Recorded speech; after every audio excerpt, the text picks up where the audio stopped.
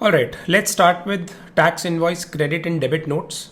इस चैप्टर में हम टैक्स इनवॉइस की इंपॉर्टेंस के बारे में पढ़ेंगे एंड फर्दर कुछ ऐसे इंपॉर्टेंट टॉपिक्स का कवर करेंगे जैसे कि ई इनवॉइसिंग या फिर ई वे बिल, जो आपके एग्जाम के लिए बहुत इंपॉर्टेंट है। So first we'll start with studying what tax invoice is, या फिर टैक्स इनवॉइस की इंपॉर्टेंस क्या है। आपको याद होगा, आपने इनपुट टैक्स क्रेडिट नाम के एक चैप्टर में one of the conditions of availing input tax credit ये पढ़ी थी कि जो भी रजिस्टर्ड पर्सन क्लेम करना चाह रहा है input tax credit under a purchase invoice, उसके हाथ में टैक्स इनवॉइस होना चाहिए। That is why tax invoice की इंपॉर्टेंस इसलिए है क्योंकि जब तक किसी भी जीएसटी रजिस्टर्ड पर्सन के हाथ में परचेज किए हुए वाले माल का टैक्स इनवॉइस नहीं होगा, तब तक वो इनपुट टैक्स क्रेडिट अवेल नहीं कर सकता। तो ये इसकी इंपॉर्टेंस है। इसके अलावा इस चैप्टर में हम क्या पढ़ने वाले हैं, relevant provisions we will be reading under CGST act section number 31 से लेके 34 एंड सीजीएसटी रूल्स में we will be reading section number 46 से लेके 55A। इसके अलावा ये वाले जितने भी प्रोविजंस हैं they are also made applicable to IGST transactions, यानी कि इंटर स्टेट वाले ट्रांजैक्शंस में भी यही वाले प्रोविजंस लग जाते हैं by means of section 20 of IGST act. कुछ रेलेवेंट डेफिनेशंस जो आपके लिए इंपॉर्टेंट हैं, they are the fact that you should know what is the meaning of continuous supply of goods.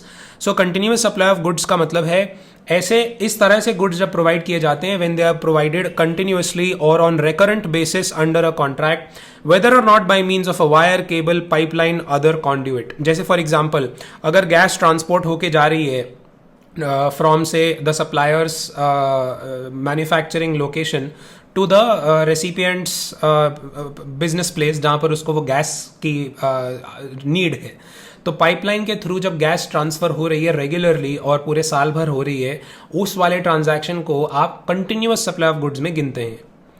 सो इस तरह से जब कंटिन्यूअस सप्लाई ऑफ गुड्स हो रहा होता है तो उसमें इनवॉइसेज आर इशूड रेगुलरली या periodically, plus some specific goods are also notified by the government, जो हमेशा किस तरह से कवर रहेंगे कंटिन्यूअस सप्लाई में, वो भी इसमें कवर्ड रहते हैं।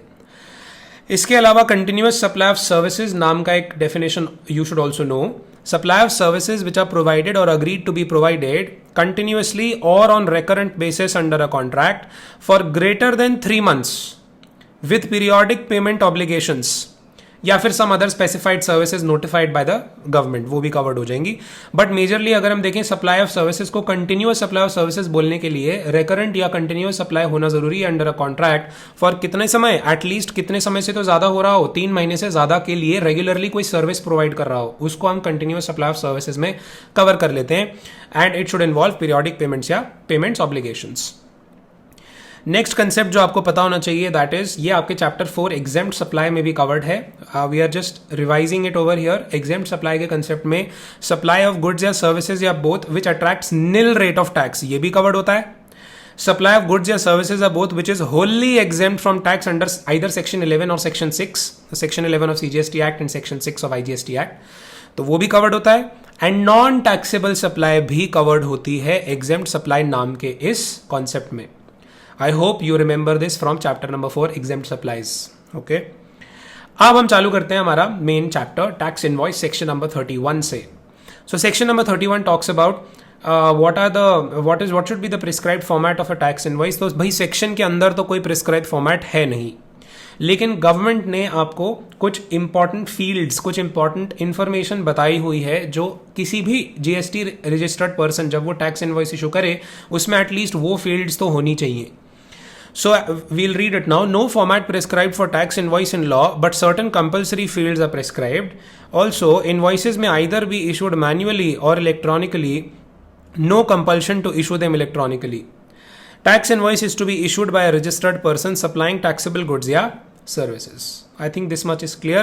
इसका बेसिक एग्जाम्पल अगर दें तो टैक्स इनवॉइस की बात हो रही है। अगर मिस्टर ए सप्लाई कर रहे हैं गुड्स या सर्विसेज मिस्टर बी को, एंड अगर ए जीएसटी रजिस्टर्ड पर्सन है तो उन्हें क्या इशू करके देना पड़ेगा। मान लो 1 लाख की सर्विसेज या 1 लाख का गुड्स बेचा ए ने बी को, तो ए जब 1 लाख की बिलिंग करेंगे उस पे सर्टेन जीएसटी भी ऐड करके अपना टैक्स इनवॉइस बना के बी के हाथ में देंगे। This is what the tax invoice is.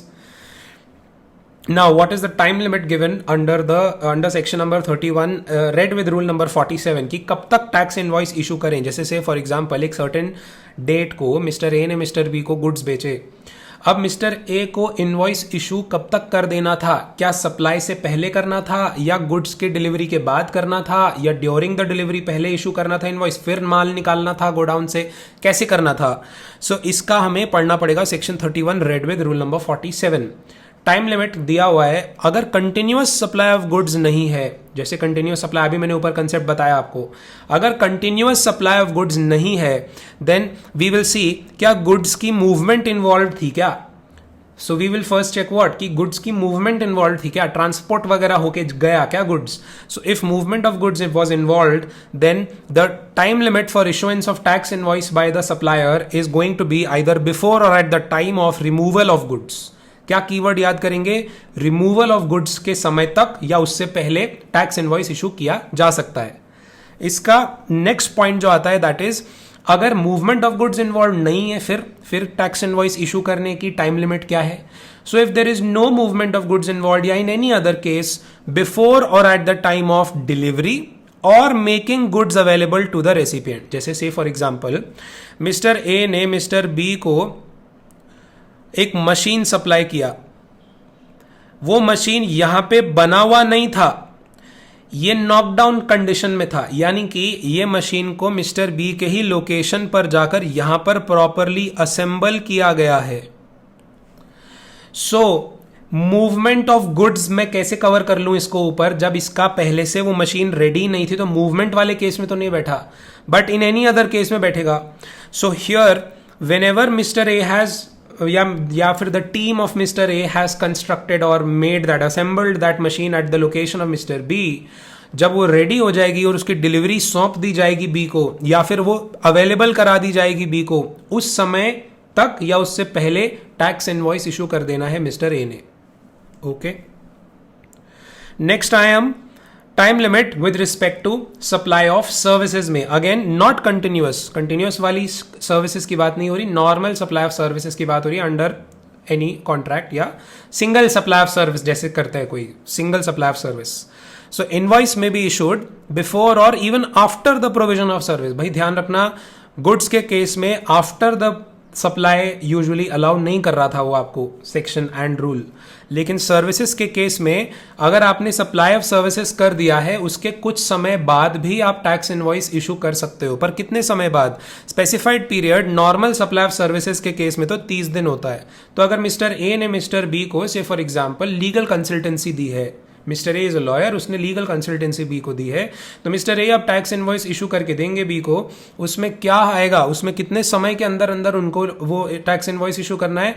With in 30 days of supply of service. जिस दिन भी उन्होंने कंसल्टेंसी दी उसके विद इन 30 डेज उनको इनवॉइस इशू करके देना है।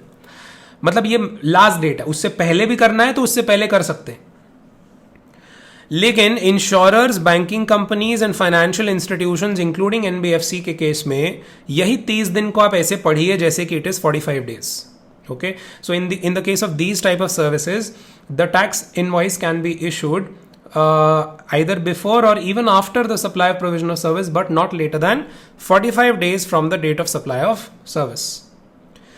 एक स्पेशल पॉइंट है, insurer, banking company, financial institution, NBFC and telecom operators, इस क्लास ऑफ सप्लायर के केस में अगर taxable supply of services distinct persons के बीच प्रोवाइड हो रही है अंडर सेक्शन 25।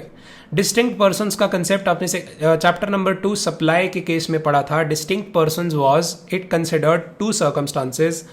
डिस्टिंक्ट पर्संस के केस में if there is a GST registered person and उसका एक स्टेट में, एक मान लो उत्तराखंड नाम के स्टेट में उसका जीएसटी रजिस्ट्रेशन उसने लिया हुआ है, लेकिन उसने अपना एक आउटलेट दिल्ली में भी खोला हुआ है, तो वो सामान जब उत्तराखंड से दिल्ली पहुंचाएगा या दिल्ली से उत्तराखंड आएगा, क्योंकि ये इंटर स्टेट सप्लाई है, दिल्ली वाला जीएसटी रजिस्टर्ड ना भी हो तो भी जब भी इनके बीच में ट्रांसफर हो रहा होगा माल का, it will still fall under as if proper supply हो रही है। This was the first circumstance. Second circumstance was कि अगेन मान लो उत्तराखंड में उसका एक जीएसटी रजिस्ट्रेशन नंबर लिया हुआ है, उत्तराखंड में ही उसने दूसरी लोकेशन पे भी जीएसटी रजिस्ट्रेशन नंबर लिया हुआ है और इन दोनों के बीच में गुड्स का ट्रांसफर हो रहा है। This will also fall under the supply of distinct persons. So ये हम पहले ही पढ़ चुके हैं चैप्टर नंबर 2 सप्लाई में। सो डिस्टिंक्ट पर्सन्स का एप्लीकेबिलिटी जब होता है सप्लाई का in the case of insurer, banking company, financial institution including NBFC या टेलीकॉम ऑपरेटर, तो उसमें एक स्पेशल पॉइंट क्या है, they may issue invoice either before और at the time such supplier records the same in his books of accounts or before the expiry of the quarter during which the supply was made, quarter मतलब वो year का जो quarter 3-3 महीने वाला, which ever is earlier. सो इसमें ये नतीजा निकाला दैट व्हेन डिस्टिंक्ट पर्सन्स, यानी कि सेक्शन 25 का सप्लाई का कॉन्सेप्ट लग रहा है किन टाइप के सप्लायर्स के केस में, insurer, banking company, financial institution, NBFC and telecom operator, then issue of tax invoice का ड्यू डेट क्या बना दिया, बिफोर और at the time such supplier records the same in books of accounts या before the expiry of the relevant quarter during which the supply was made, whichever is earlier, दोनों में से whichever is earlier. So इसी में एक example देखते हैं distinct supply के केस में। सो से for example on 4th of April 2023 SBI Dehradun branch supplies some services to SBI Haldwani branch in Uttarakhand. हम मान लेते हैं हमारे एग्जाम्पल के लिए कि both the branches have separate GST registrations. ये supply distinct persons under section 25 में कवर हो जाएगी। नाउ टैक्स इनवॉइस में be issued by SBI Dehradun branch on earlier of the following points of time. कौन से पॉइंट्स ऑफ टाइम से, दोनों में से विच एवर इज अर्लियर, या तो when SBI Dehradun branch records this supply in its own books of accounts या फिर before the end of the quarter April to June 2023। इन दोनों पॉइंट्स ऑफ टाइम से पहले, मतलब जो भी दोनों में से पहले इवेंट होगा उस तक आप मानिए is the time limit for issuance of tax invoice. Now let's come back to the chapter. Next time limit हम पढ़ने वाले हैं कंटिन्यूअस सप्लाई ऑफ गुड्स की। कंटिन्यूअस सप्लाई ऑफ गुड्स में आपको पहले left hand side of the page पे अगर दिख रहा होगा, first we have to see कि उसमें सक्सेसिव स्टेटमेंट्स ऑफ अकाउंट या सक्सेसिव पेमेंट्स इन्वॉल्व हैं क्या। अगर है देन टाइम लिमिट हो जाएगा बिफोर और at the time of each such statement is issued or each such payment is received. And time limit with respect to continuous supply of services में क्या होता है, again left hand side of the page पे आपको दिख रहा होगा where due date of payment is ascertainable from the contract. अगर कॉन्ट्रैक्ट इस तरह से किया था कंटिन्यूअस सप्लाई ऑफ सर्विस का कि उसमें पहले ही लिख दिया था कि इन ड्यू डेट्स को पैसा मिलेगा to the supplier, then the invoice shall be issued on or before such due dates of payment. और अगर ड्यू डेट असर्टेनेबल नहीं है कॉन्ट्रैक्ट से, फिर क्या करें, देन बिफोर और at the time when the supplier receives the payment. And if the payment is link to completion of an event, तो फिर जब वो इवेंट हो जाएगा, कंप्लीशन ऑफ एन इवेंट हो जाएगा on or before that date. Next हम आते हैं time limit for issuing invoice when supply of service सीजेज before it's completion. मतलब कुछ सर्कमस्टांसेस ऐसी हो सकती हैं कि जब सप्लाई ऑफ सर्विस का एक कॉन्ट्रैक्ट किया था लेकिन वो सप्लाई ऑफ सर्विस पूरी तो कंप्लीट हो नहीं पाए, बीच में ही कॉन्ट्रैक्ट टूट गया एंड सेसेशन ऑफ सर्विसेज हो गया, स्टॉप हो गई सर्विसेज बीच में ही। So then in that case invoice जो भी इशू होगा सिर्फ उतने सर्विसेज के लिए ही होगा, उतने सप्लाई के लिए ही होगा जितना प्रोवाइड कर दी गई थी उस समय तक। पूरी के पूरे कॉन्ट्रैक्ट के लिए इनवॉइस नहीं इशू किया जाएगा, only up to that point जितना सर्विस सप्लाई कर दिया था उसके लिए ही, रेलेवेंट पोर्शन के लिए ही इनवॉइस इशू किया जाएगा। आगे एक स्पेशल केस और आता है गुड्स सेंट ऑन सेल और रिटर्न बेसिस।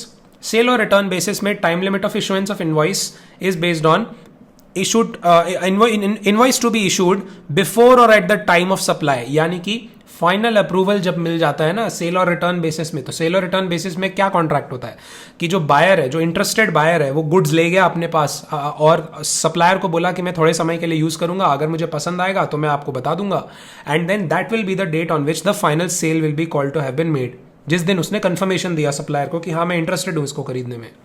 सो उस समय say that is the first point. First point क्या है, before eight the time of supply. Supply मतलब क्या, फाइनल अप्रूवल जब दिया इंटरेस्टेड बायर ने कि हाँ मैं ले तो गया था सामान और अब आज की डेट में मैं कह रहा हूं कि मुझे पसंद आया तो अब मैं खरीद रहा हूं। या फिर 6 months from the date of removal. 6 months from the date of removal मतलब जब वो सामान ले गया था सप्लायर से तब से 6 महीने गुजर गए। 6 महीने तक अगर उसने कोई हाँ या ना नहीं बताया तो जैसे ही 6 महीने गुजर जाएंगे हम क्या मान लेंगे कि उसने तो खरीद ही लिया वो सामान सप्लायर से। दोनों पॉइंट्स में से विच एवर इज अर्लियर से पहले पहले तक क्या इशू कर देना है, tax invoice by the supplier in the case of good Saint on sale और रिटर्न बेसिस। नेक्स्ट अब हम आते हैं टैक्स इनवॉइस के पर्टिकुलर्स में। टैक्स इनवॉइस के पर्टिकुलर्स यानी कि जो मैंने आपको कहा था सेक्शन 31 ऐसा कोई प्रिस्क्राइब्ड फॉर्मेट तो नहीं बताता, बट कुछ इंपॉर्टेंट फील्ड्स बताता है जो कि इंपॉर्टेंट हैं और जो आनी चाहिए हर टैक्स इनवॉइस में if a supplier under GST is issuing it to a recipient. तो इसमें जैसे फॉर एग्जांपल क्या आना चाहिए, नेम, एड्रेस, GSTIN यानी कि GST registration number of the supplier तो आना ही चाहिए। एक कंसेक्यूटिव सीरियल नंबर आना चाहिए जो कि मैक्सिमम 16 कैरेक्टर्स तक का हो सकता है in one or more multiple series containing either alphabets या न्यूमरल्स या स्पेशल कैरेक्टर्स या फिर हाइफन या dash or a slash and any combination thereof जो कि उस फाइनेंशियल ईयर के लिए यूनिक होगा। जैसे से फॉर एग्जांपल जो भी जीएसटी रजिस्टर्ड पर्सन है उसको अपने उस पर्टिकुलर ईयर के कोई कॉम्बिनेशन ऑफ कैरेक्टर्स लेके अगर एक सीरियल नंबर बनाना है अपने जीएसटी के इनवॉइसेस का, तो ऐसा बना सकता है कि वो मान लो उसका नाम है ABC, तो ABC स्लैश मान लो वो जो सप्लाई कर रहा है वो जुलाई के महीने में कर रहा है तो वो लिख देगा, और कौन सा नंबर ऑफ इनवॉइस है वो जुलाई का, मान लो जुलाई का वो पहला इनवॉइस है तो ABC/01/07 first invoice of July /2023 dash करके ऐसे जी भी लगा सकता है कि ये गुड्स का सप्लाई है। सिमिलरली ऐसे बना सकता है ABC/02/08 ये अगस्त का हो गया 2023 डैश सर्विसेज का ऐसे बना सकता है। इसमें डेट वाला फैक्टर भी इसको आपने नंबर ऑफ इनवॉइस मानना है या डेट मानना है वो आपके ऊपर है, तो फिर एक और फील्ड आ जाएगी, मतलब मैक्सिमम 16 कैरेक्टर्स तक का होना चाहिए। इस तरह से इनवॉइसिंग की नंबरिंग बन सकती है। It's up to the supplier वो क्या किस तरह से सीरियल नंबर बनाना चाह रहा है। Next is date of issue of invoice. Date of issue of invoice आनी चाहिए भाई टैक्स इनवॉइस के अंदर। जिस पार्टी को सप्लाई किया जा रहा है वो जीएसटी रजिस्टर्ड है अगर, तो फिर उसका जीएसटी नंबर आएगा, एड्रेस आएगा, नेम आएगा। और अगर वो पार्टी अनरजिस्टर्ड है जिसको सप्लाई किया जा रहा है तो फिर उस केस में आपको देखना है कि इनवॉइस की वैल्यू क्या 50,000 से ऊपर है। अगर 50,000 से ऊपर है देन उसका नाम आएगा, एड्रेस ऑफ द डिलीवरी आएगा, नेम ऑफ द स्टेट आएगा एंड कोड आएगा स्टेट का। एंड अगर 50,000 से कम की वैल्यू का सप्लाई जा रहा है तो अगर अनरजिस्टर्ड रेसिपिएंट ने ऊपर वाले डिटेल्स रिक्वेस्ट किए तो ही देने हैं, अदरवाइज कंपल्शन नहीं है, not mandatory.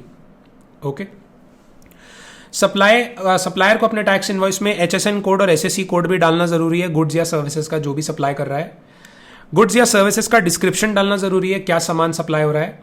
Total value of supply भी लिखना जरूरी है जो इनवॉइस वैल्यू होती है। टैक्सेबल वैल्यू आफ्टर डिस्काउंट लिखना जरूरी है भाई, अगर डिस्काउंट दिया है तो डिस्काउंट घटा देने के बाद कितनी वैल्यू आ रही है। रेट ऑफ टैक्स लिखना जरूरी है, अमाउंट ऑफ टैक्स लिखना जरूरी है with respect to the taxable items, and place of supply लिखना जरूरी है। Name of the state with respect to inter state supply वो भी लिखना जरूरी है। अगर डिफरेंट प्लेस ऑफ सप्लाई हो रही है तो डिलीवरी एड्रेस लिखना जरूरी है। And reverse charge mechanism applicable है तो रिवर्स चार्ज मैकेनिज्म लग रहा है ये बात लिखना जरूरी है। अगर सिग्नेचर आपने हाथ से करना है आप हाथ से कर दीजिए, वरना DSC भी लगा सकते हैं आप सप्लायर का, डिजिटल सिग्नेचर सर्टिफिकेट होता है। आगे कह रहे हैं लेकिन ये सब साइनिंग वगैरह is not required in case of electronic invoice under information technology act. अगर इलेक्ट्रॉनिक इनवॉइस दे रहे हैं तो नो प्रॉब्लम। एक QR कोड होता है, क्विक रिस्पॉन्स कोड। अगर इनवॉइस आपने ई इनवॉइसिंग करी है तो QR कोड उसमें अपने आप छपा हुआ आ जाता है। ये अभी हम पढ़ेंगे जब हम ई इनवॉइसिंग नीचे वाला पार्ट करेंगे ना ई इनवॉइसिंग का, तब आपको बेटर समझ आएगा। सो ये थे हमारे कुछ इंपॉर्टेंट फील्ड्स। अब यहाँ पे मैंने कुछ सिंबल्स लगाए हुए हैं ऊपर, हर फील्ड के ऊपर ये सिंबल्स लगाए हुए हैं। इनका मतलब है कि नीचे जो जो टाइप के और इनवॉइसेस आएंगे, अभी तो आप टैक्स इनवॉइसेस पढ़ रहे हैं, अभी आगे एक टॉपिक आएगा रिवाइज टैक्स इनवॉइस, अभी फिर एक टॉपिक आएगा refund voucher, payment voucher etcetera. मतलब इस तरीके की जो चीज़ें आएंगी उनकी भी एक कंपलसरी फील्ड्स होती हैं। अब तो मैंने क्या किया, इसी में ही सिंबल्स लगा दिए कि अगर ये टिक यहाँ लगा है तो मतलब नीचे मान लो ये डिलीवरी चालान के रिलेशन में है ये टिक, तो उसकी जो इंपॉर्टेंट फील्ड्स हैं, जो सिग्निफिकेंट फील्ड्स हैं वो आप यहीं से देख लीजिए। बस ये माना जाएगा कि अगर ये टिक यहाँ लगाया है तो दैट मीन्स कि ये फील्ड किस में भी जाएगी। मान लो डिलीवरी चालान का ये मेरा ये है अगर सिंबल, तो ये वहाँ पे भी जाएगी फील्ड। या मान लो ये वाला सिंबल मेरा रिफंड वाउचर का है तो रिफंड वाउचर में भी ये वाली फील्ड जाएगी। मतलब अभी आगे जब आप पढ़ोगे तब आपको समझ आएगा। चलो आगे देखते हैं। HSN डिजिट्स कितने होने चाहिए टैक्स इनवॉइस में? This depends on the turnover, annual turnover in the preceding financial year of the supplier. तो 31 मार्च 2021 तक ये पोजीशन होती थी कि अगर सप्लायर की एनुअल टर्नओवर 1.5 करोड़ तक है तो उसको HSN डिजिट्स नहीं भी लिखा तो भी चलेगा, और ग्रेटर देन 1.5 करोड़ है लेकिन अप टू 5 करोड़ है तो उसको एटलीस्ट 2 HSN डिजिट्स लिखने थे अपने टैक्स इनवॉइस में उन गुड्स के। एंड अगर 5 करोड़ से ऊपर का एनुअल टर्नओवर था प्रीसीडिंग फाइनेंशियल ईयर का तो 4 डिजिट्स लिखने थे। लेकिन 1 अप्रैल 2021 ऑनवर्ड्स पोजीशन बदल दी सरकार ने। एनुअल टर्नओवर अगर प्रीसीडिंग फाइनेंशियल ईयर में लेस देन 5 करोड़ है, अगर less than equal to 5 crore है तो नंबर ऑफ HSN डिजिट्स, अगर वो सप्लायर B2B सप्लाई कर रहा है, किसी और GST रजिस्टर्ड पर्सन को बेच रहा है तो 4 डिजिट तो लिखने जरूरी हैं उन गुड्स के। और अगर B2C सप्लाई कर रहा है तो 4 डिजिट्स लिखने हैं तो लिखो, वरना ऑप्शनल है, नहीं लिखने तो मत लिखो। और अगर 5 करोड़ से ऊपर का एनुअल टर्नओवर है उसका प्रीसीडिंग फाइनेंशियल ईयर में उस सप्लायर का, then B2B as well as B2C supply दोनों के ही केस में आपको 6 डिजिट तो लिखने ही पड़ेंगे। आपके लिए एग्जाम के लिए रेलेवेंट वैसे ये रहेगा। अभी ऊपर जो था पोजीशन मैंने फिर भी पुरानी पोजीशन आपको बता दी। नेक्स्ट हेडिंग पे आए, which is how is an invoice issued. So invoice is issued usually government prescribe करती है आप उसको ट्रिप्लिकेट में इशू कीजिए, 3 कॉपीज इशू कीजिए, एक ओरिजिनल कॉपी, एक डुप्लीकेट कॉपी, एक ट्रिप्लिकेट कॉपी। ओरिजिनल कॉपी होती है रेसिपिएंट के लिए, मतलब सप्लायर रेसिपिएंट को थमा देगा। एक कॉपी होती है ट्रांसपोर्टर के लिए अगर सामान ट्रांसपोर्ट होके जा रहा है, एंड एक कॉपी होती है सप्लायर के लिए खुद अपने पास रखने के लिए फॉर हिज ओन रिकॉर्ड। और यही अगर टैक्सेबल सप्लाई ऑफ सर्विसेज का केस होता तो डुप्लीकेट सप्लाई की नीड होती है, क्योंकि इसमें ट्रांसपोर्टर तो होता नहीं है भाई, सर्विस है। सो एक रेसिपिएंट रखेगा और एक सप्लायर रखेगा। नेक्स्ट टॉपिक पे अब हम आते हैं विच इज ई इनवॉइसिंग। चलिए let's study e invoicing under GST। Firstly we need to understand a few basics about e invoicing. E invoicing की सबसे पहले चेक कर लेते हैं एप्लीकेबिलिटी। किन टाइप के GST रजिस्टर्ड बिजनेसेस पर ये ई इनवॉइसिंग नाम की एक एक्स्ट्रा रिस्पॉन्सिबिलिटी डाल दी गई है। तो एक तो दिया तो ये रूल 48(4) ऑफ CGST रूल्स 2017 में है। तो लीगैलिटी पार्ट ऑफ इट अगर हम देखें, it is mentioned e invoicing का responsibility as a legal provision is mentioned under Rule 48(4) of CGST Rules 2017। किन बिजनेसेस पर ये ई इनवॉइसिंग की रिस्पॉन्सिबिलिटी डाली गई है? वो GST रजिस्टर्ड बिजनेसेस जिनका pan based aggregate turnover in any of the preceding financial years, अगर हम फाइनेंशियल ईयर 17-18 से देखें, in any of the preceding financial years if it has crossed, अभी के लिए वो लिमिट 5 करोड़ कर दी गई है विद इफेक्ट फ्रॉम 1 अगस्त 2023। आपको पास्ट लिमिट्स देखनी है तो आपने नीचे मैंने टेबल दिया है वो देख सकते हो।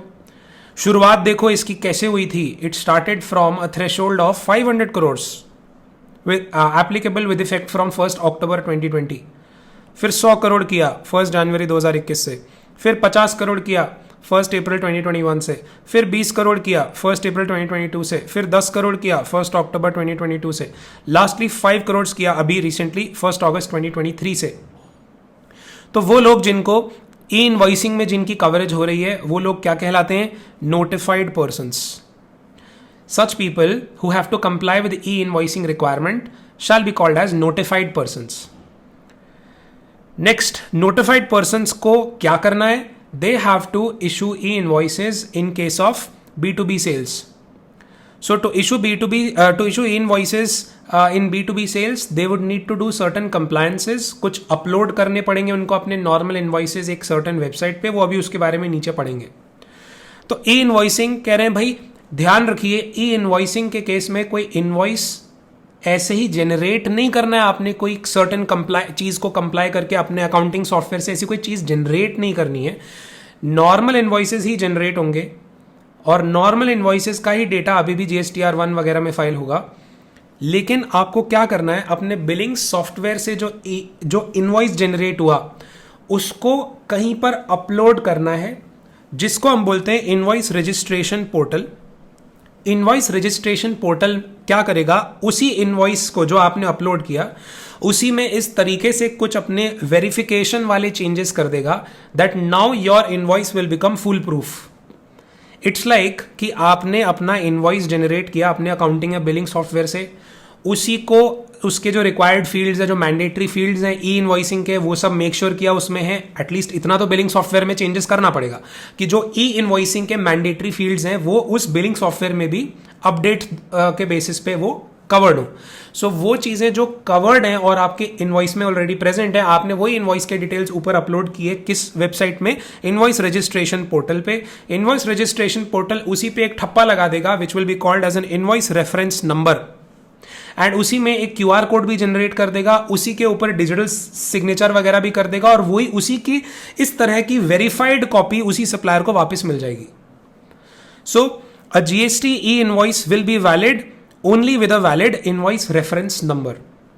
Presently, invoices, credit notes and debit notes when issued by the notified persons to other GST registered persons, यानी कि B2B invoices के ही केस में ये ई इनवॉइसिंग का सिलसिला होगा। B2C इनवॉइसेस अभी कवर नहीं करे हैं ई इनवॉइसिंग में। Okay, so I hope you understood. E invoicing के केस में, I am repeating, E invoicing के केस में नॉर्मल इनवॉइसेस जैसे जनरेट होते हैं बिलिंग सॉफ्टवेयर से वैसे ही होंगे। इट्स जस्ट दैट उस बिलिंग सॉफ्टवेयर को अपडेट करना है, क्योंकि बैक एंड से उस बिलिंग सॉफ्टवेयर के मैन्युफैक्चरर ने अपना एक सॉफ्टवेयर अपडेट भेजा होगा। उस सॉफ्टवेयर अपडेट के बेसिस पे उसने ई इनवॉइसिंग का जो स्केमा है, ई इनवॉइसिंग के जो रिक्वायर्ड फील्ड्स हैं वो इनकॉर्पोरेट कर दिए होंगे अपने बिलिंग सॉफ्टवेयर में। तो उसी तरह से वो इनवॉइस निकलेगा, लेकिन उस इनवॉइस को कहाँ अपलोड करना है? एक इनवॉइस रजिस्ट्रेशन पोर्टल में अपलोड करना है, जो सरकारी पोर्टल है। वहां से वो सरकारी पोर्टल उस पर एक ठप्पा लगा देगा इनवॉइस रेफरेंस नंबर नाम का, डिजिटली साइन कर देगा और वापस दे देगा उसी सप्लायर को कि ये आपका final verified version of that invoice हो गया। This is the E invoicing process. आगे ई इनवॉइसिंग क्यों लाई सरकार, क्या एडवांटेजेस लगे सरकार को ई इनवॉइसिंग लाने में? So as you can already see, GST आए हुए अब एटलीस्ट 5-6 साल हो गए हैं। So overall one of the biggest concerns of the government under GST is that the people are trying to generate fake invoices, और जिन को उन्होंने सप्लाई नहीं भी करी है उनको भी फेक इन्वॉइसेस दे रहे हैं लोग, जिससे कि दूसरे लोग एक फेक इनपुट टैक्स क्रेडिट ले पाए। इस तरह की प्रैक्टिस को, मैल प्रैक्टिसेस को बंद कराने के लिए गवर्नमेंट ने ये ई इनवॉइसिंग का प्रोसेस चालू किया, जिससे कि जब आप इनवॉइस जनरेट करें आपको वो इनवॉइस रजिस्ट्रेशन पोर्टल पे अपलोड करना होगा, तो ऑथेंटिसिटी वैसे ही चेक हो जाएगी उस पर्टिकुलर इनवॉइस की। अगर ये ऑथेंटिसिटी वाली जो प्रोसेस मैंने आपको बोली ई इनवॉइसिंग वाली, अगर अपलोड कहीं ना करना हो तो फिर तो आप खुल्लम खुल्ला जितने इनवॉइसेस, जितने नॉर्मल इनवॉइसेस इशू करने हैं जितनी भी पार्टीज को आप करते हैं, बट ऐसे लोग जिनको पहले से ही डर हो कि यार मुझे इस इनवॉइस की कॉपी एक ई इनवॉइसिंग वाले पोर्टल पे भी अपलोड करनी है, वहां से भी मेरी चेकिंग होगी, वहां पर वो डरेगा, और that person will not want to participate in the fake invoice scenario. So one of the first advantages, एक और advantages इसकी क्या होती है कि जैसे ही किसी जीएसटी रजिस्टर्ड पर्सन जो कि नोटिफाइड पर्सन है, उसने अपना ई इनवॉइसिंग का ये कंप्लायंस कर लिया, इनवॉइस रजिस्ट्रेशन पोर्टल पे अपने इनवॉइसेस को अपलोड भी कर दिया, वहीं से वो ऑटो पॉपुलेट होकर उसके GSTR1 में भी आ जाएंगे। सिमिलरली उसने अगर कोई उसी इनवॉइस के बेसिस पे ई वे बिल जनरेट करना है तो वहीं से वो इन्फॉर्मेशन ऑटो पॉपुलेट होकर उसका ई वे बिल भी बना देगी। इनपुट आउटपुट की मैचिंग उसको आसानी से हो जाएगी, एंड इस तरह से वो नेट आउटपुट टैक्स जो रेगुलरली पे करता है उसकी बेटर तरीके से कैलकुलेशन कर पाएगा। एंड फेक इनवॉइसेस वाला पॉइंट तो आपको बता ही दिया, जिसमें फ्रॉडुलेंट क्लेम्स को एलिमिनेट कर पाएगी सरकार। Next is e invoicing statutory provisions. As I already told you, rule 48 Sub Rule 4 of CGST Rules 2017 stipulates that e-invoice shall be prepared by the notified persons by uploading such particulars as contained in prescribed form. Prescribed form क्या है भाई e-invoicing का? GST INV 01। ये कहाँ upload करना है? Invoice registration portal पे। However, if required, a GST commissioner may, on recommendation of GST Council by notification, exempt any person from Rule 48(4) applicability. अगर किसी GST कमिश्नर के पास ये रिप्रेजेंटेशन जाए कि भाई किन्हीं टाइप के लोगों को, सर्टन क्लास ऑफ सप्लायर्स को, भले ही वो 5 करोड़ वाली चीज़ को पूरा कर रहे हैं फिर भी उनको एग्जेम्प्ट किया जाए, तो the commissioner can exempt certain class of persons from E invoicing responsibility.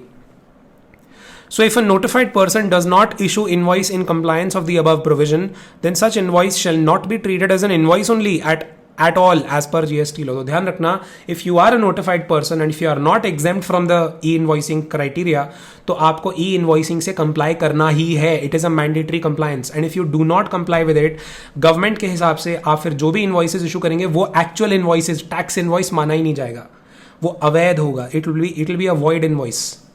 So where e-invoicing applies, there is no need to also issue multiple copies of invoices.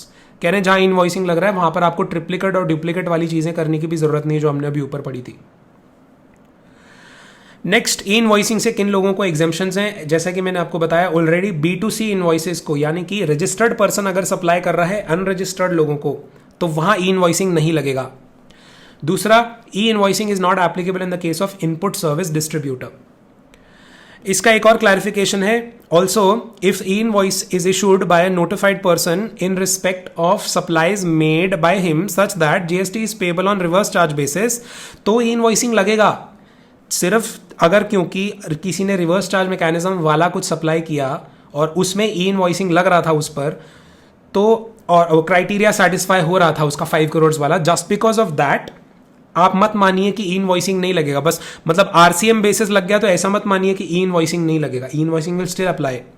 सो से फॉर एग्जांपल, जैसे आपकी बुक में example दिया study mat में कि advocate की firm ने aggregate turnover जिसका है ऑफ मोर देन, अब लेटेस्ट तो 5 करोड़ है ना, तो इसको 5 करोड़ कर देते हैं, जिसका एग्रीगेट टर्नओवर 5 करोड़ से ज्यादा है, is supplying services to a company who will be discharging tax liability as the recipient under reverse charge mechanism. ये आपने सेक्शन 9(3) वाली जो लिस्ट पढ़ी है पूरी चार्ज ऑफ जीएसटी वाले चैप्टर में, उसके बेसिस पे अगर एक फर्म ऑफ एडवोकेट्स एक बॉडी कॉर्पोरेट को अगर लीगल कंसल्टेंसी सर्विस देती है या रिप्रेजेंटेशनल सर्विस देती है तो रिवर्स चार्ज मैकेनिज्म लगता है.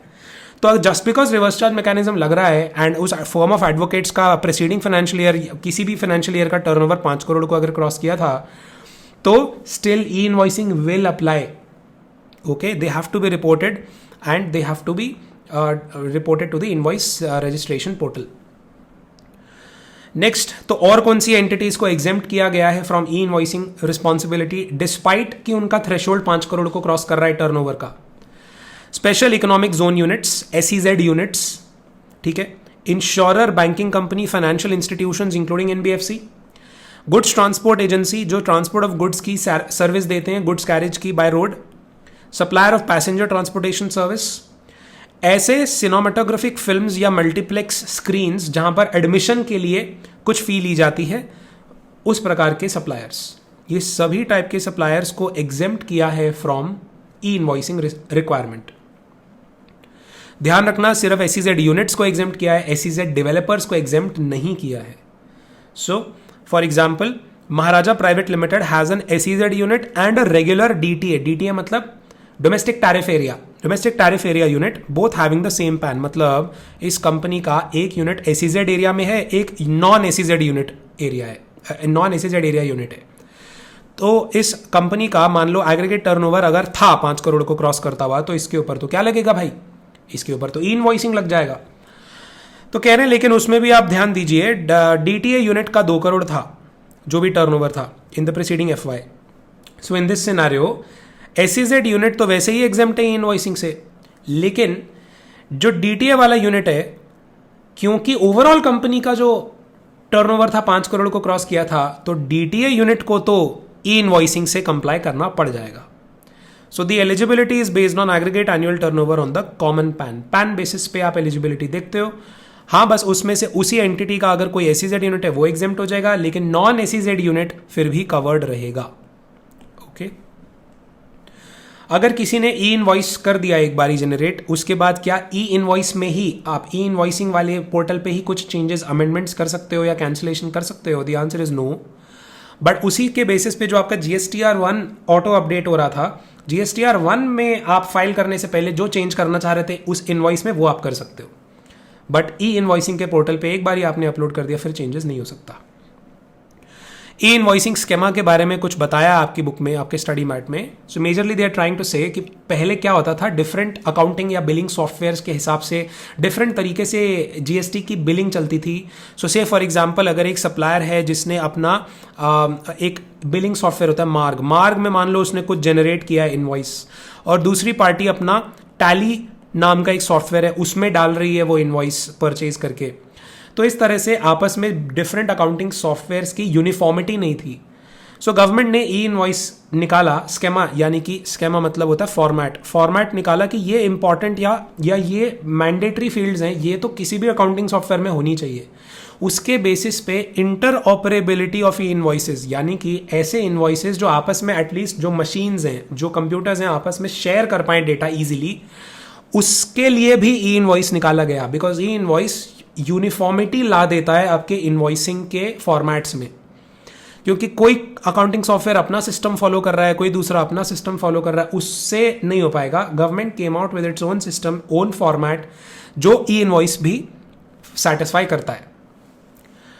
सो इस तरह से ई इनवॉइसिंग का स्केमा का नीड पड़ा। तो वही आप फॉर्मेट तो आप पहले ही पढ़ चुके हो, क्या नाम है फॉर्मेट का? Form GST INV01। और ई इनवॉइस जो निकलता है वो किस फॉर्मेट में निकलता है? ये एक फाइल रीडिंग फॉर्मेट होता है, कंप्यूटर का फाइल रीडिंग फॉर्मेट होता है, JSON format, JavaScript objection notation format. It's a common language for the machines to communicate with each other. ठीक, नेक्स्ट आते हैं ई इनवॉइसिंग के रिलेशन में QR कोड पे। तो आपको जैसा मैंने बताया, ई इनवॉइसिंग में क्या होता है, that you generate your normal invoice from the billing software which is an updated version of the billing software, जिसमें ई इनवॉइसिंग का स्केमा डला हुआ हो। आपने मान लो वो इनवॉइस निकाला और उसको ई इनवॉइस के पोर्टल पे अपलोड किया। तो पोर्टल पे अपलोड हो जाने के बाद वो पोर्टल उसको वेरीफाई करके एक उस पर ठप्पा लगा देता है, जिसको हम IRN, इनवॉइस रेफरेंस नंबर बोलते हैं। और साथ में एक चीज़ और होती है, उसमें ये QR कोड आ जाता है। QR कोड से वेरीफाइबिलिटी और बढ़ जाती है उस इनवॉइस की। उस QR कोड में कुछ इंपॉर्टेंट इंफॉर्मेशन कैप्चर्ड होती है।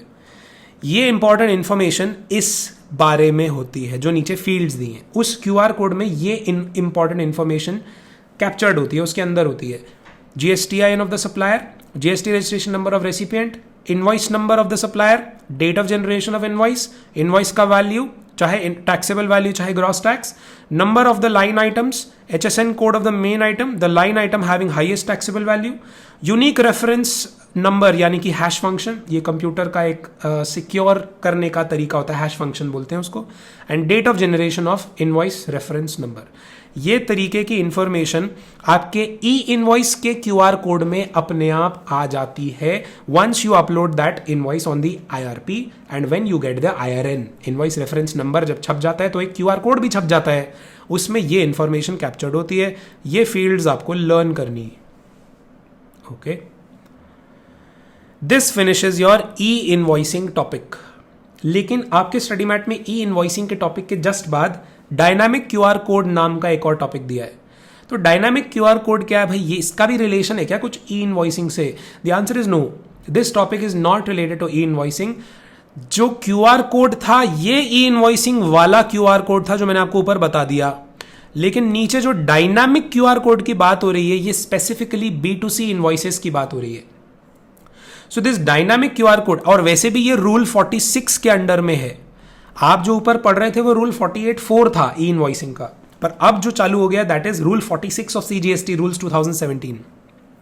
इसके अंडर में गवर्नमेंट बोलती है कि ऐसा कुछ इंतजाम होना चाहिए था, मतलब शुरू में ये लॉ में डाल दिया था लेकिन उसको इंप्लीमेंट बाद में किया, कि ऐसा इंतजाम होना चाहिए कि जब एक ऐसा सप्लायर जिसका किससे तो थ्रेशोल्ड क्रॉस हो रहा हो, टर्नओवर किससे क्रॉस हो रहा हो सिंस फाइनेंशियल ईयर 17-18 500 करोड़ से क्रॉस हो रहा हो, तो बहुत ही बड़े सप्लायर्स के लिए था ये रिक्वायरमेंट कि ऐसा सप्लायर जिसका turnover preceding financial year 17-18 onwards कभी भी अगर 500 करोड़ को क्रॉस किया है तो उसको जब वो अपने ग्राहक से पेमेंट मांगे तो अच्छे से एक QR कोड जनरेट करना जरूरी है। चाहे वो अपनी वो क्रेडिट कार्ड वाली मशीन होती है ना, POS मशीन बोलते हैं उसको, पॉइंट ऑफ सेल मशीन, या तो वो उसमें दिखा दे या अलग से कोई सॉफ्टवेयर इंस्टॉल करे जिसमें वो QR कोड आए, जिससे कि ग्राहक जैसे ही उस QR कोड को स्कैन करे उसमें अमाउंट के साथ साथ और भी इंफॉर्मेशन कैप्चर्ड हो, जैसे name, GST number of the supplier, amount, GST rate, ये सब कैप्चर्ड हो।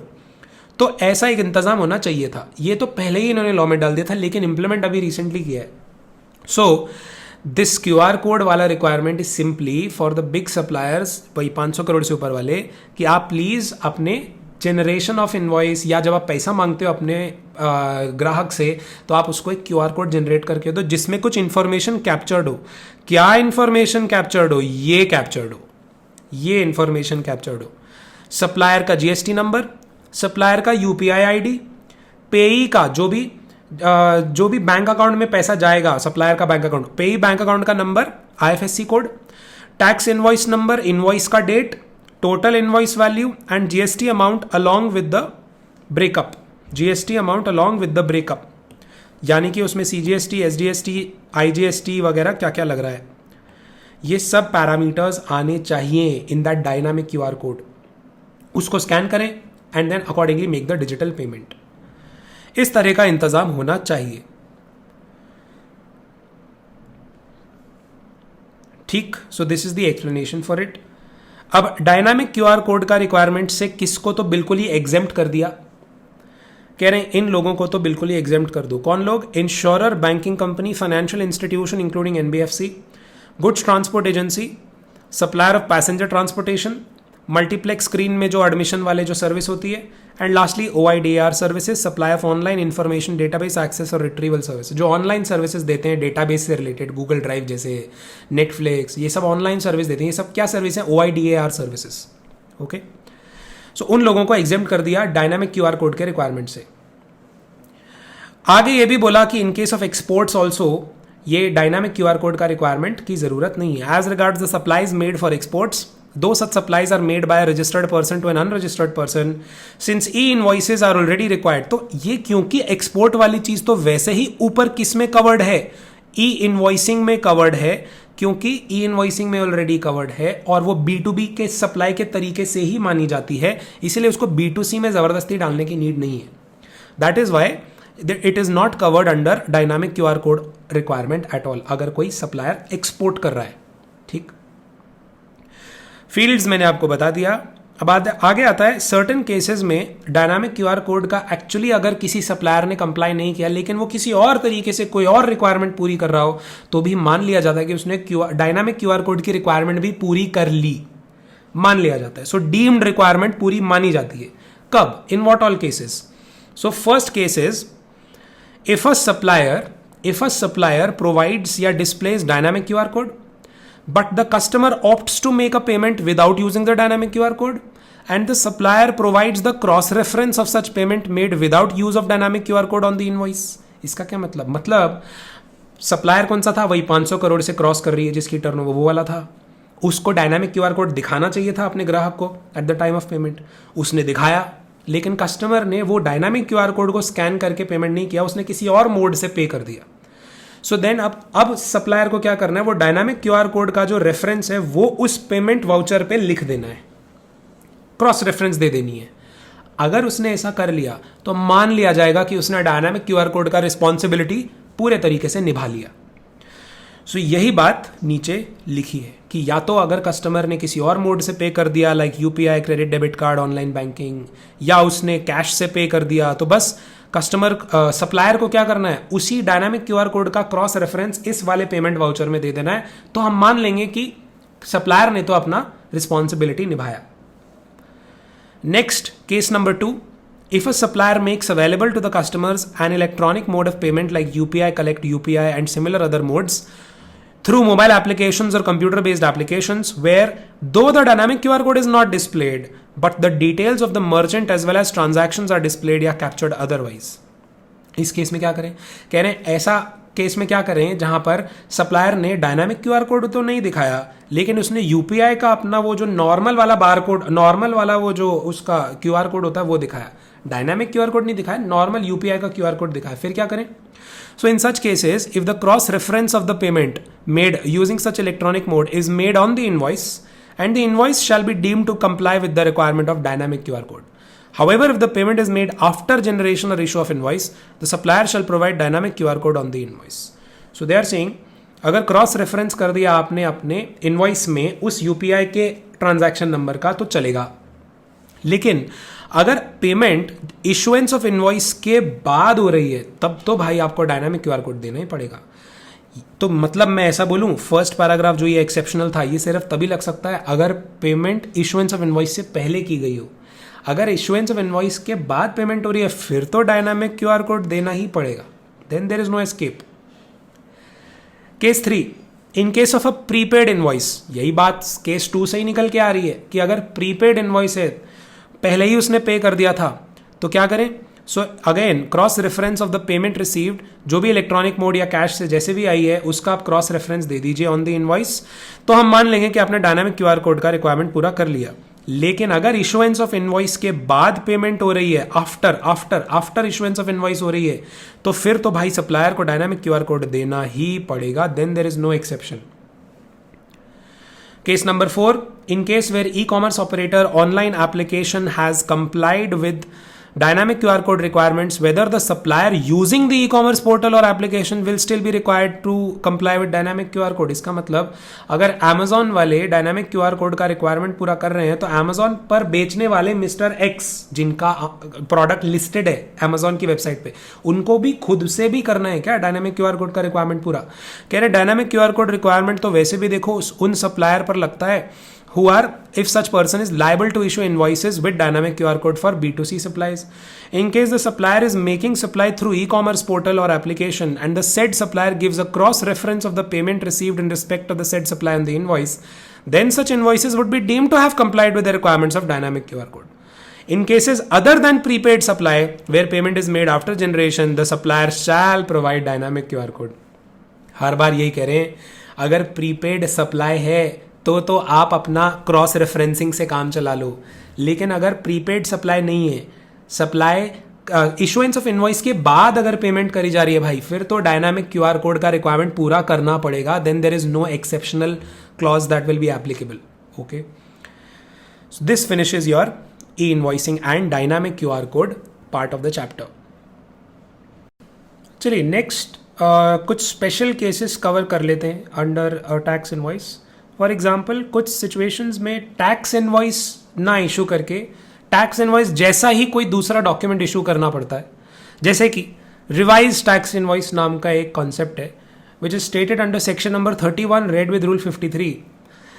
केस कवर्ड मतलब प्रेमाइस क्या है भाई, ये रिवाइज टैक्स इनवॉइस का कंसेप्ट कब लगेगा?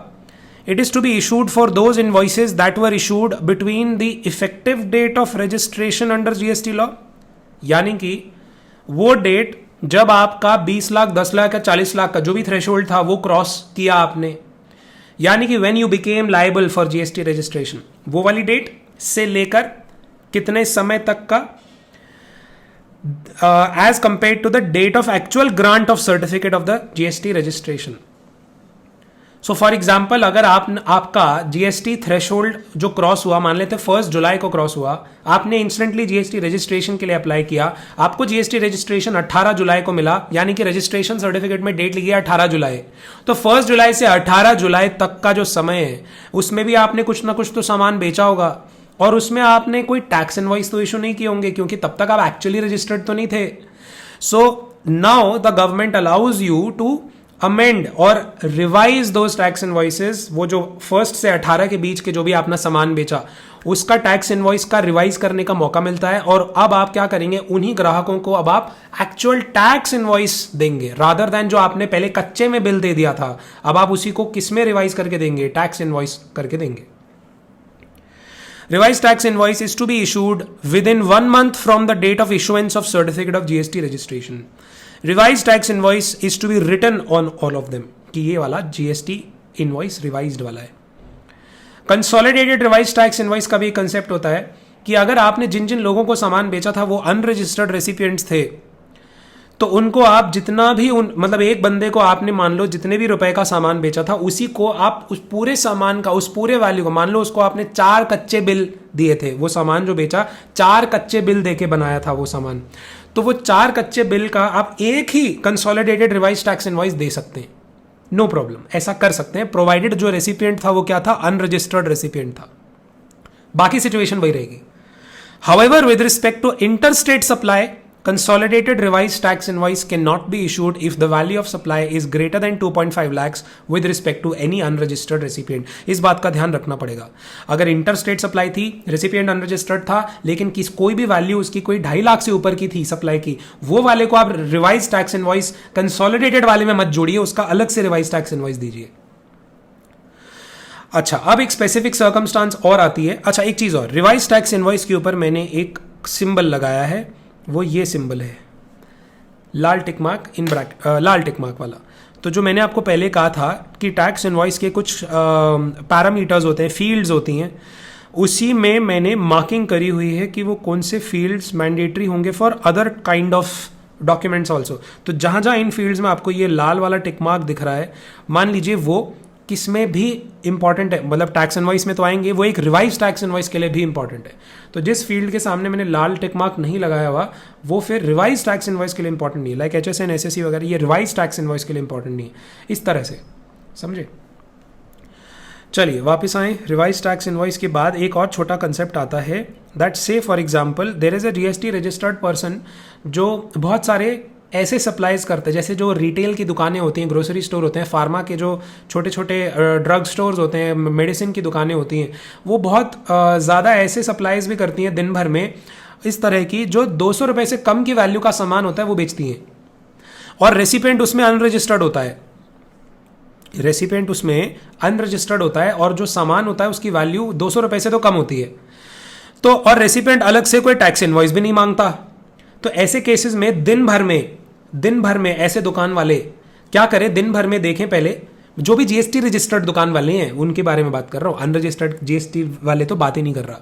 ऐसे लोग जिन्होंने दिन भर में 200 रुपये से कम का सामान बेचा है, उसको वो कंसोलिडेट कर लें और उसी का एक इनवॉइस बना के या उसी का एक रिकॉर्ड बना के अपने पास रख लें। उसको हम बोलेंगे बिल ऑफ सप्लाई, उसको हम बोलेंगे बिल ऑफ सप्लाई, या कंसोलिडेटेड इनवॉइस भी बोल सकते हैं उसको।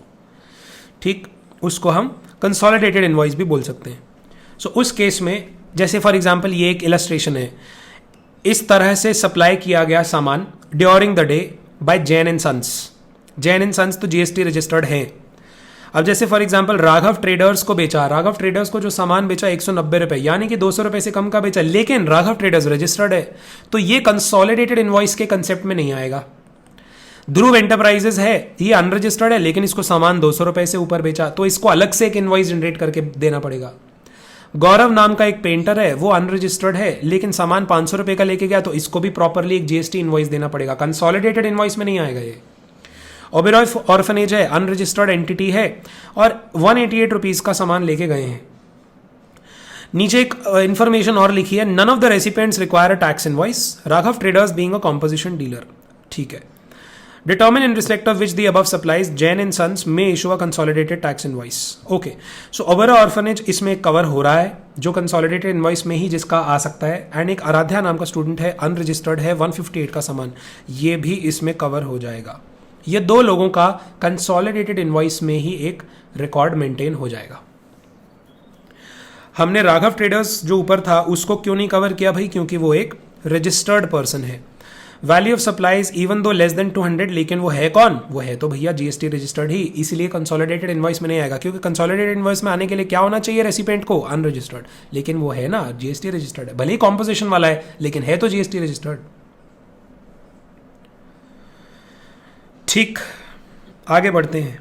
एक बात और है, above stated option that is given to issue consolidated invoice in case of value of supply less than 200, अगर अदर कंडीशन सेटिस्फाइड हैं, इज नॉट अवेलेबल। ये वाला 200 रुपए से कम वाला कंसोलिडेटेड इनवॉइस का ऑप्शन कहां नहीं है, अगर supplier of service is by way of, किस तरह से सर्विस देता है, admission to exhibition of cinematographic films in a multiplex. जो मल्टीप्लेक्स वाले हैं ना, PVR आइनॉक्स वगैरह, उनको ये वाला ऑप्शन नहीं है।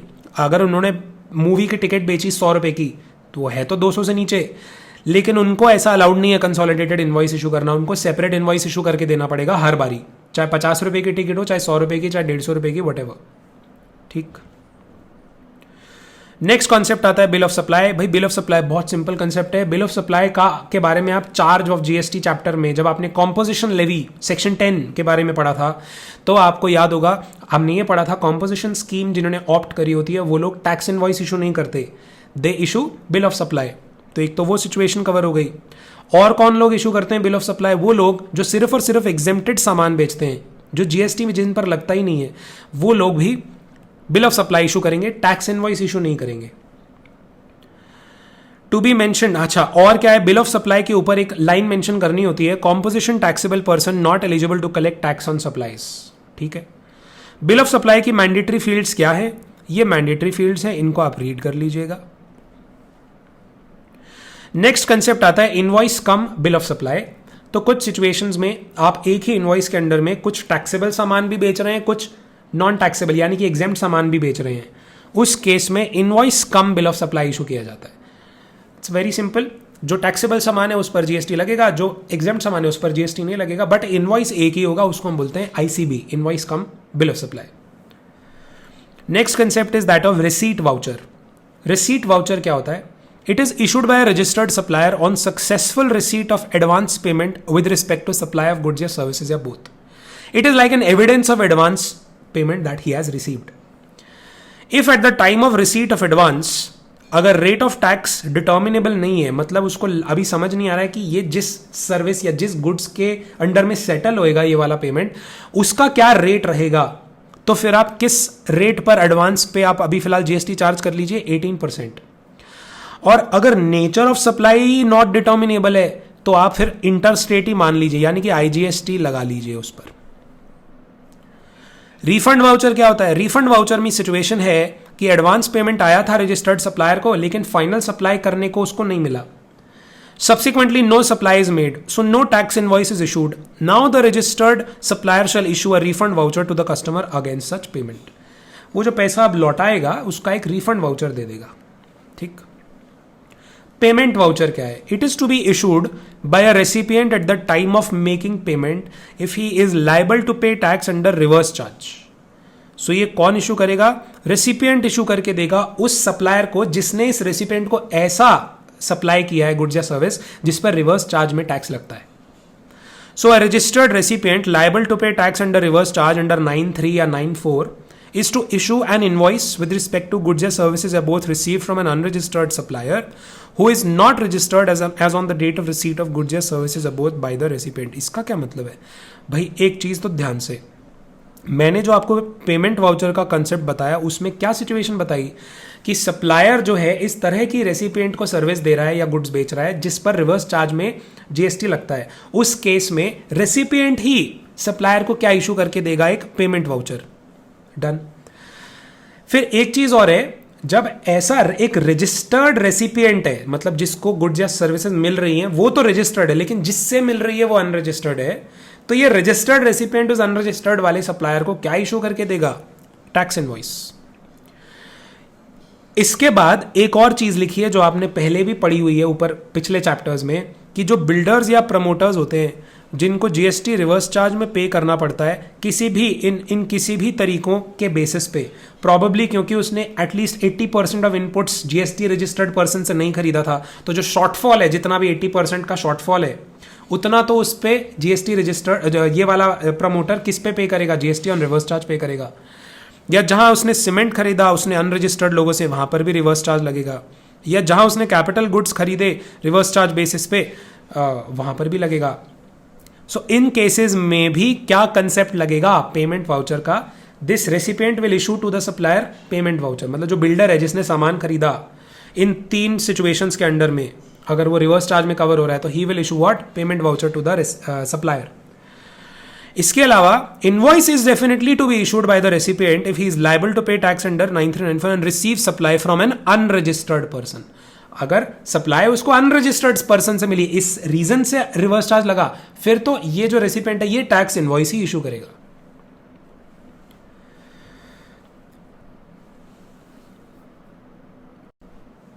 Okay, so in the next topic ऐसा कुछ सर्कमस्टांसेस डिस्कस्ड हैं सेक्शन 31, रूल 54, रूल 55 में, जहाँ पर जो हमने रूल 46 में पूरी टैक्स इनवॉइस की जो मैंडेटरी फील्ड्स हैं वो सब पूरी जो लिस्ट पड़ी थी, उसमें से कुछ 1-2 चीज़ें अगर नहीं भी डाली तो चल जाएगा। चल जाएगा क्या मतलब? इन टाइप के जो सप्लायर्स हैं जो यहाँ लिखे हैं left hand side of the इसमें टेबल में, उसमें अगर इन प्रकार के लोगों ने कुछ चीजें ऑप्शनल इंफॉर्मेशन बना दी गई है उनके लिए, जो बाकियों के लिए तो मैंडेटरी है बट इन टाइप के लोगों के लिए ऑप्शनल है, लेकिन कुछ एडिशनल चीजें इन लोगों के लिए और मैंडेटरी बना दी है। सो जो हमने टैक्स इनवॉइस के फील्ड्स पढ़े थे उसमें कुछ बदलाव हैं for these kind of suppliers. So first heading is of insurer, banking company, financial institution, NBFC. इन लोगों के लिए क्या चीज ऑप्शनल बना दी है? हमने पढ़ा था सीरियल नंबर 16 डिजिट तक का हो सकता है, हाइफन डैश वगैरह ईयर के हिसाब से अलग होना चाहिए एंड ऑल दैट, वो पढ़ा था। लेकिन सीरियल नंबर डालना ही मैंडेटरी चीज से हटाकर इसको ऑप्शनल कर दिया है। किस केस में? अगर सप्लायर कौन है? Insurance company, banking company, financial institution या फिर एनबीएफसी। सो कह रहे हैं it is not mandatory for a bank, insurance company to serially number the invoices या फिर डॉक्यूमेंट। और रेसिपिएंट जो है टैक्सेबल सर्विस के, उनका जो एड्रेस है वो डालना भी मैंडेटरी नहीं है। तो फिर मैंडेटरी कुछ और बनाया क्या? कोई और चीज ऐड करी क्या मैंडेटरी इंफॉर्मेशन में? कह रहे हैं इंफॉर्मेशन जो सीरियल नंबर और ये एड्रेस ऑफ रेसिपिएंट को छोड़ के जो बाकी इंफॉर्मेशन है रूल 46 वाली, वो सारी मैंडेटरी है। इसके अलावा अगर किसी कस्टमर को ढेर सारी सर्विसेज प्रोवाइड करी हैं ड्यूरिंग अ मंथ, तो उसको एक कंसोलिडेटेड इनवॉइस ही अगर आप एक इशू कर दोगे फॉर दैट होल मंथ, उसको क्या क्या इंफॉर्मेशन, क्या क्या सर्विसेज दी, उसका एक कंसोलिडेटेड इनवॉइस दे दोगे तो चलेगा। और क्या बोला? अगर आप कंसोलिडेटेड इनवॉइसेस वगैरह या टैक्स इनवॉइस ये सब दे रहे हो, उसमें अगर सिग्नेचर या डिजिटल सिग्नेचर की भी नीड नहीं पड़ेगी अगर आप कंसोलिडेटेड इनवॉइसेस दे रहे हो तो। बस ये बोला, shall not be required, no signature or digital signature will be required in case of issuance of consolidated invoice in accordance with the Information Technology Act. Okay, next type of service provider is a goods transport service, जो देते हैं goods transport agencies. इन लोगों के लिए optional तो कुछ नहीं बनाया, पर मैंडेटरी इंफॉर्मेशन में और एडिशंस कर दिए। ग्रॉस वेट ऑफ कंसाइनमेंट डालना जरूरी बना दिया, नेम ऑफ द कंसाइनर या consignee, registration number of the goods carriage in which the goods are being transported, details of the goods transported, details of the place of origin and destination, GST number of the person liable to pay tax whether as the consignor, consignee और the goods transport agency. बाकी information जो है rule 46 की वो तो है ही है। तो कुछ इसमें मैंडेटरी इंफॉर्मेशन ऐड कर दी गई। फिर पैसेंजर ट्रांसपोर्टेशन सर्विस देने वाले जो सप्लायर्स हैं उनके लिए ऑप्शनल क्या बना दिया गया? Again serial number and address of the recipient. आगे बोला कि tax invoice shall include any ticket in any form by whatever name called. कह रहे हैं भैया जो टिकट इशू होती है ना, ये गुड्स ट्रांसपोर्ट पैसेंजर ट्रांसपोर्ट की सर्विस देने वाले लोग जो टिकट इशू करते हैं, जैसे बस में से आप ट्रैवल करो आपको टिकट मिलती है, कह रहे वो टिकट ही हम मान लेंगे कि आपकी टैक्स इनवॉइस है। लेकिन मेक श्योर करना है कि अदर इंफॉर्मेशन जो है टैक्स इनवॉइस की रूल 46 में जो लिखी है वो जरूर कवर्ड हो। आगे ये भी बोला टिकट में सिग्नेचर वगैरह करने की आवश्यकता नहीं है बाय द रेसिपिएंट या by the supplier. Registered person supplying services by way of admission to exhibition of cinematographic films in multiplex screens, इनके लिए ऑप्शनल क्या बना दिया? पीवीआर आइनॉक्स टाइप के जो लोग हैं जो सप्लाई करते हैं ये वाली सर्विस की मूवीज दिखाते हैं, इनको क्या बना दिया? ऑप्शनल इंफॉर्मेशन क्या है? Details of the recipients of the service is optional. किसने टिकट खरीदी उनसे मूवी की, उसकी डिटेल डालना ऑप्शनल कर दिया। हाँ, लेकिन मैंडेटरी वाले हेडिंग में लिखा है supplier is required to issue an electronic ticket in the said electronic ticket shall be deemed to be the tax invoice. जो टिकट मिलती है आपको, बुक माई शो से टिकट करते हो, वो जो टिकट मिलती है वो ही टैक्स इनवॉइस मान लो। हाँ, लेकिन रूल 46 में जो बाकी इंफॉर्मेशन है वो जरूर आनी चाहिए। So it is important to note here that keeping in view the large number of transactions in banking, insurance, passenger transportation वगैरह, taxpayers need not mention the address of the customer and the serial number of the invoices. Okay. Next concept आता है इसमें delivery challan का। Delivery challan का concept जो है section 31 rule 55 में discussed है। डिलीवरी चालान काम आता है जब गोडाउन से या अपने जो वर्क प्लेस है, जो सेलर का जो शोरूम है, मान लो वहाँ से जब वो सामान निकालता है, लेकिन अभी फाइनल सप्लाई या फाइनली बेच नहीं दिया होता उसने किसी रेसिपिएंट को, बस अभी सामान निकाल के अभी सिर्फ लोड किया। मान लो वो किसी एग्जीबिशन में जाएगा या इधर उधर दिखाएगा लोगों को, फिर वो जो लोग देखेंगे वो पसंद करेंगे, फाइनल सेल तब होगी। तो जब सामान गोडाउन से निकल रहा है उसकी भी तो कहीं एक डॉक्यूमेंट होना चाहिए, एक एंट्री होनी चाहिए, वो डॉक्यूमेंट होता है डिलीवरी चालान। जैसे अमेजॉन के जितने भी वर्क प्लेसेस हैं, जितने भी फुलफिलमेंट सेंटर्स हैं जो डिफरेंट सिटीज़ में है, वहाँ से सामान निकल, आपको अपडेट्स आते हैं जब आप अमेजॉन से कुछ ऑर्डर करते हो, अपडेट्स आते हैं, अब सामान आपका शिपिंग हो गया, अब सामान पैक हो गया, अब निकल गया, अब आपकी सिटी में आ गया, अब आपके पास आ गया, ऐसे करके। तो जब सामान सेलर के जो गोडाउन है वहाँ से निकलता है तब एक डॉक्यूमेंट इशू किया जाता है, डिलीवरी चालान। डिलीवरी चालान के अंदर कुछ इंपॉर्टेंट फील्ड्स हैं जो कवर्ड होती हैं। तो सबसे पहले तो कह रहे हैं नेचर ऑफ सप्लाई के हिसाब से पर्टिकुलर्स ऑफ डिलीवरी चालान क्या है। सो जैसे अगर सप्लाई हो रहा है लिक्विड गैस का, where the quantity at the time of removal from the place of business of the supplier is not known, उस केस में। या फिर जॉब वर्क के लिए कुछ सामान जा रहा है, मतलब जैसे मान लो कपड़ा मैन्युफैक्चर करने वाले ने कपड़ा मैन्युफैक्चर किया, अब वो जॉब वर्क के लिए, मान लो उसको डाई के लिए, कपड़ा डाई होने के लिए किसी डाइंग वाली कंपनी के पास जा रहा है, बस वो जब कपड़ा डाई हो जाएगा तो वापस इसके पास आ जाए, तो जॉब वर्क के लिए जा रहा है वो। या फिर transportation of goods for reasons other than bye way of supply, जैसे गैलरी वगैरह में, एग्जीबिशन में ले जाने के लिए ट्रांसपोर्ट किया जा रहा है सामान, या any such other notified supplies के केस में डिलीवरी चालान इशू किया जाएगा। सीरियली नंबर्ड होगा वो, इन one or more multiple series होगा eight the time of removal of goods. कब इशू करना डिलीवरी चालान? जब सामान निकाला जा रहा है गोडाउन से। और डिलीवरी चालान के पर्टिकुलर्स क्या है? Date and number of the delivery challan, name address GSTN IN of the consignor if registered, name address GSTN of या UIN of the consignee if registered, HSN code and description of the goods, quantity क्या है, provisional भी लिख सकते हो अगर exact quantity नहीं पता, टैक्स रेट या टैक्स अमाउंट क्या लगेगा जब वो फाइनली ले जाकर बेचा जाएगा सामान, place of supply and signature. ये सब टाइप का डेटा आता है डिलीवरी चालान में। डिलीवरी चालान ट्रिप्लिकेट में 3 कॉपीज इशू किए जाते हैं, एक कंसाइनर के लिए, कंसाइनी के लिए और एक ट्रांसपोर्टर के लिए। ई-वे बिल जब बनाया जाता है सामान निकाल के ट्रांसपोर्ट करने के लिए, उसमें भी डिलीवरी चालान के बेसिस पे आप ई-वे बिल से भी डेटा अपना मैच कर सकते हो। Issue of tax invoice on delivery challan on the delivery, कह रहे फाइनल सप्लाई जब होगी, जब फाइनली ग्राहक मिलेगा तब हम फाइनल टैक्स इनवॉइस इशू करेंगे, अभी सिर्फ डिलीवरी चालान के ही बेसिस पे गुड्स ट्रांसपोर्ट कर लेंगे। कुछ सिचुएशन होती हैं जिसमें सेमी नॉकडाउन या कंप्लीटली नॉकडाउन कंडीशन में या बैचेस में गुड्स ट्रांसपोर्ट किए जाते हैं। For example, if there is a machine, उस मशीन के मान लो 10 पार्ट्स हैं, 10 पार्ट्स को जब हम असेंबल करते हैं तो ही वो प्रॉपर मशीन बनती है, अदरवाइज वो नॉकडाउन पोजिशन में ही इधर उधर ले जाई जा रही है। उस केस में क्या करें? कह रहे हैं the supplier shall issue complete invoice before dispatch of first consignment. अगर 10 पार्ट को 10 बारी एक जगह से दूसरी जगह ले जाया जाएगा तो 10 इंस्टॉलमेंट से 10 बैचेस बन गए, लेकिन जब फर्स्ट बैच ही ट्रांसपोर्ट हो रहा होगा तभी के तभी ही कंप्लीट इनवॉइस बन जाना चाहिए सेमी नॉकडाउन या कंप्लीटली नॉकडाउन टाइप के गुड्स के केस में। फिर सप्लायर इशू करेगा delivery challan for each of the subsequent consignments giving the reference of the original invoice only. फिर copies of the corresponding delivery challan shall accompany each consignment along with the duly certified copy of the invoice. जहां जहां पर वो सामान एक एक करके जा रहा है, साथ साथ उसके डिलीवरी चालान रहेगा और उसी में डिलीवरी चालान में साथ में एक सर्टिफाइड कॉपी ऑफ इनवॉइस भी चिपकी हुई होगी। Original copy of the invoice shall finally be sent along with the last instalment only.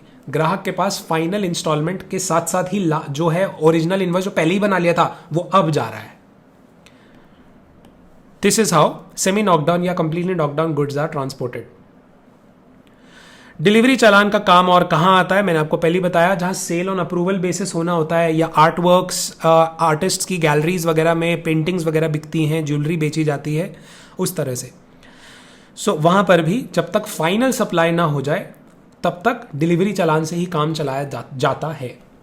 So this is the whole paragraph जहां पर यही बात लिखी हुई, यही बात कवर्ड है, ये आपको सिर्फ रीड करनी है एक बारी। All of this you just have to read.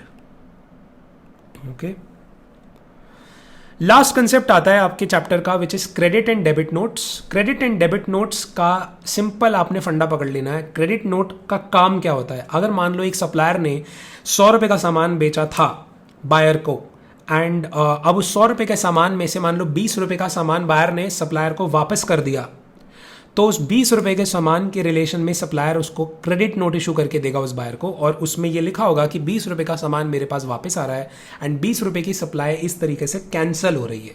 उसी के रिलेशन में इनपुट टैक्स भी कैंसिल किया जाएगा by the buyer. So credit note का इंपैक्ट क्या पड़ता है? To reduce the recipient's tax liability.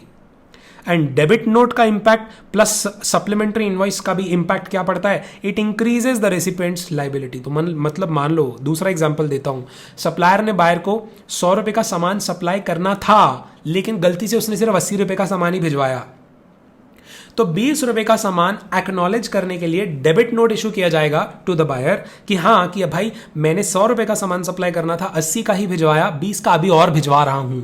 It's like an acknowledgement. And but however what will happen, अभी वो बायर ने सप्लायर को सिर्फ 80 रुपए पे ही जीएसटी दिया होगा, अब उसको जब 20 रुपए का सामान एक्नॉलेज हो गया तो 20 रुपए का सामान पे भी जीएसटी और भरना पड़ेगा। It increases the recipient's tax liability. And credit note क्या कर रहा था? टैक्स लायबिलिटी कम कर रहा था। Credit note can't be issued by the supplier with respect to secondary discounts, जैसे कमर्शियल क्रेडिट नोट वगैरह होते हैं, उस केस में क्या होता है जहां पर सेकेंडरी डिस्काउंट होता है, ये आपने चार्ज ऑफ जीएसटी में भी पढ़ा हुआ है, जो सेक्शन 15 के रिक्वायरमेंट्स पूरा ना करे डिस्काउंट, वो सेकेंडरी डिस्काउंट कहलाता है, तो वो आपके जीएसटी रिवर्सल में साथ नहीं देता। उस केस में आप सिर्फ कमर्शियल क्रेडिट नोट इशू करते हैं, नॉर्मल क्रेडिट नोट इशू नहीं करते। क्रेडिट नोट्स के केस में एक लास्ट डेट है to issue a credit note. So अगर ओरिजिनल सप्लाई के रिलेशन में अगर देखें, वहां से अगर हम काउंट करें जो भी फाइनेंशियल ईयर की वो ओरिजिनल सप्लाई थी, उसके जस्ट अपकमिंग फाइनेंशियल ईयर का जो सितंबर का मंथ है, उसकी जो जीएसटी रिटर्न फाइल करी जा रही है, या तो ये या फिर उसी फाइनेंशियल ईयर की एनुअल रिटर्न, जो भी रेलेवेंट फाइनेंशियल ईयर उसकी एनुअल रिटर्न फाइल करना वाली जो ड्यू डेट होती है, जो यूजुअली दिसंबर एंड होती है, और ये वाली जो है आपकी सितंबर मंथ की जो रिटर्न जाएगी, ये अक्टूबर 20 होगी।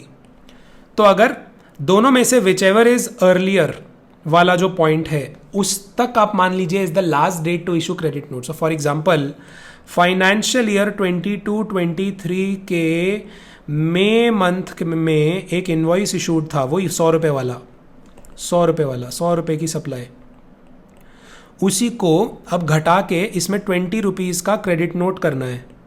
इसी में अगर क्रेडिट नोट करना है तो इसकी ड्यू डेट क्या है, मई 2022-23 का मई के मंथ का है ना, तो फाइनेंशियल ईयर 23-24 का सितंबर मंथ कहाँ है, यानी कि सितंबर 2023। इसकी रिटर्न कब तक जाएगी, अक्टूबर 20, जो GSTR 3B है, कब तक जाएगी, अक्टूबर 20 ऑफ 2023 तक जाएगी। या फिर मेरे को GSTR 9 जो एनुअल रिटर्न है with respect to financial year 22-23 कब तक फाइल करनी है, दिसंबर एंड ऑफ 2023। तो अगर ऐसा, ये मैंने एनुअल रिटर्न इस वाले मंथ से पहले ही फाइल कर दी, मान लो अगस्त में ही निपटा के खत्म किया था, तो फिर मेरी due date of issuing credit note क्या बन जाएगी, वही वाली डेट जो अर्लियर ऑफ द टू है। समझ आया? Accordingly tax liability is to be adjusted. Debit note में कुछ नहीं है, डेबिट नोट वही उसी रिलेशन में होता है whenever you want to increase the tax liability of the recipient. ये कुछ इंपॉर्टेंट फील्ड्स हैं जो क्रेडिट या डेबिट नोट में आनी चाहिए, this you have to learn. इसको एक बार रीड कर लेना।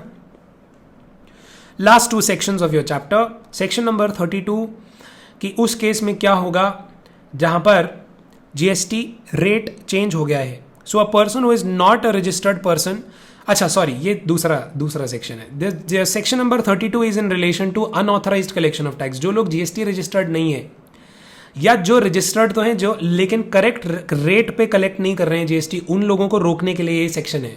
अ person who is not registered person shall not collect in respect of any supply any amount of GST under this act. No registered person shall collect tax except in accordance with the provisions of the act or the rules. इसके अलावा section 33 क्या बोलता है, amount of tax to be indicated in the tax invoice and other documents. जितना भी tax amount वगैरह है, जो डिटेल्स ऑफ टैक्स है, वो क्लियरली टैक्स इनवॉइस में दिखने चाहिए और वो आपके फाइनल प्राइस का पार्ट बनते हैं। So notwithstanding anything contained in this act or any law for the time being in force, where any supply is made for a consideration, every person who is liable to pay tax for such supply shall prominently indicate in all documents relating to assessment, tax, invoice वगैरह the amount of tax which shall form a part of the price at which the supply is made. So section 32-33 बहुत basic sections हैं, but होने चाहिए to stop the people from any malpractices under GST. बाकी बचा आपका एक ई way bill का topic, उसका सेपरेट मेरा वीडियो बना हुआ है, सेपरेट नोट्स वहीं हैं, वो आप separate note separate video refer कीजिए। इसके अलावा हर चैप्टर में जीएसटी के बार बार मैं दोहराता हूँ, within the chapter there are many illustrations, many examples, वो आपको पढ़ने हैं स्टडी मटेरियल से। एंड हर चैप्टर के जस्ट बाद क्वेश्चंस दिए होते हैं, वो भी सॉल्व करने हैं। आप अगर वो नहीं कर रहे हैं then you are not preparing GST fully, you are only reading theory, उससे कुछ नहीं होने वाला। You have to solve illustrations, examples within the chapter in the study mat, and study mat के हर चैप्टर के जस्ट बाद भी क्वेश्चंस है, वो भी प्रैक्टिस करने हैं। Okay, bye bye.